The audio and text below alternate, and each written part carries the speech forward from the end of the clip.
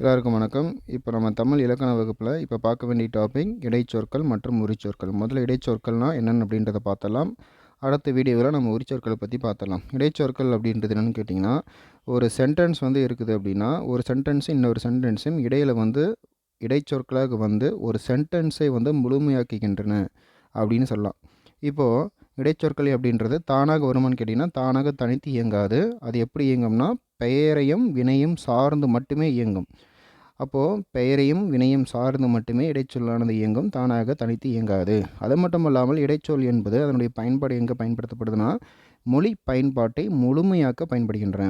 உதாரணத்துக்கு ஒரு வார்த்தை, சென்டென்ஸ், மொழி பேசுகிறது, எழுதுறது, திங்க் பண்ணுறது, கம்யூனிகேட் பண்ணுறது எல்லாத்துலேயுமே இடையில் வரக்கூடிய இந்த இடைச்சொல் ரொம்ப முக்கியமானது ஒன்றும் கூட. அதுவும் இல்லாமல் ஒரு சொற்களை, ஒரு சென்டென்ஸை முழுமையாக்க பயன்படுகிறது. உதாரணத்துக்கு இங்கே ஒரு சென்டென்ஸ் மாதிரி கொடுத்துருப்பாங்க.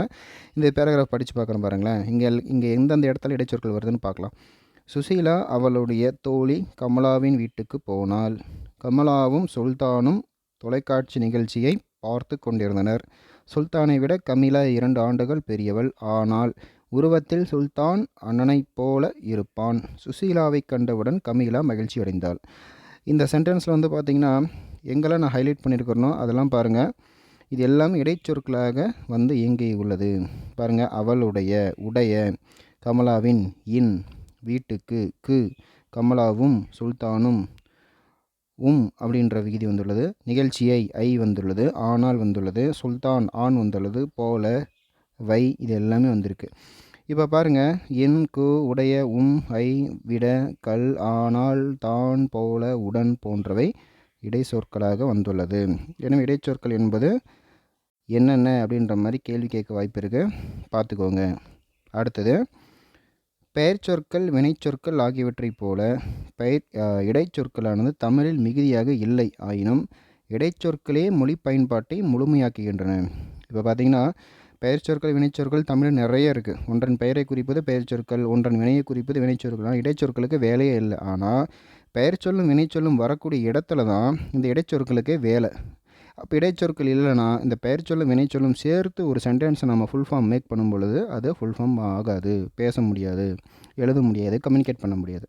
புரியுதுங்களா? அதனால தான் இடைச்சொற்களானது பெயர்ச்சொல்லையும் வினைச்சொல்லையும் சார்ந்து வரும் என்று முன்னாடியே பார்த்தோம் இல்லையா? சரி, இப்போ பாருங்கள், இடைச்சொற்கள் பெயரையும் வினையும் சார்ந்து இயங்கும் இயல்பை உடையன. இது முக்கியமான ஒன் வேர்ட் பார்த்துக்கோங்க. தாமாக தனித்து இயங்கும் இயல்பை உடையன அல்ல. இவ்வாறு கூறியவர் யாருன்னு பார்த்தீங்கன்னா தொல்காப்பியர் தான் சொல்கிறார்.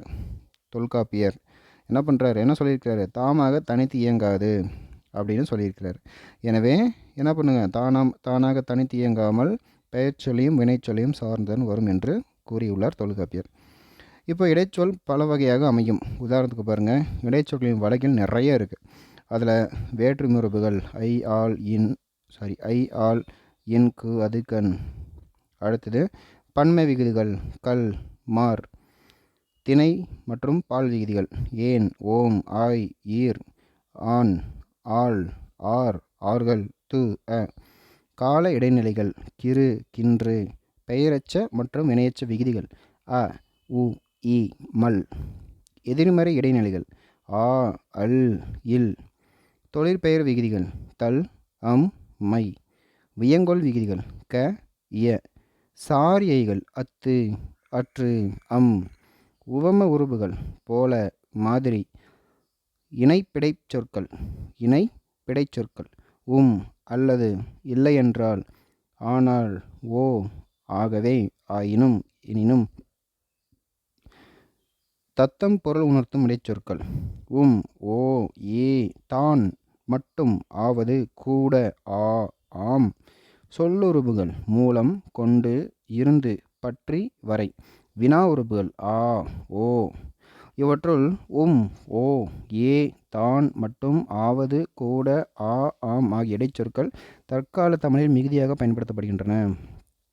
பாருங்க, அவனும், இவனும், அவனோ, இவனோ. ஏ என்பது ஒரு கேள்வியில் கேட்கும்போது வரக்கூடியது. இந்த மாதிரி நிறைய வரும். மேற்கொண்டு நம்ம இந்த இடைச்சொற்களுடைய டீட்டெயிலில் அதை பற்றி டீட்டெயிலாக பார்க்கலாம், ஓ பற்றி டீட்டெயிலாக பார்க்கலாம், ஏ பற்றி டீட்டெயிலாக பார்க்கலாம். சரிங்களா? ஸோ தற்காலத்தில் அதிகம் பயன்படுத்தக்கூடிய இடைச்சொற்கள் பற்றின டீட்டெயில்ஸ் அடுத்த வகுப்பில் பார்க்கலாம். நன்றி.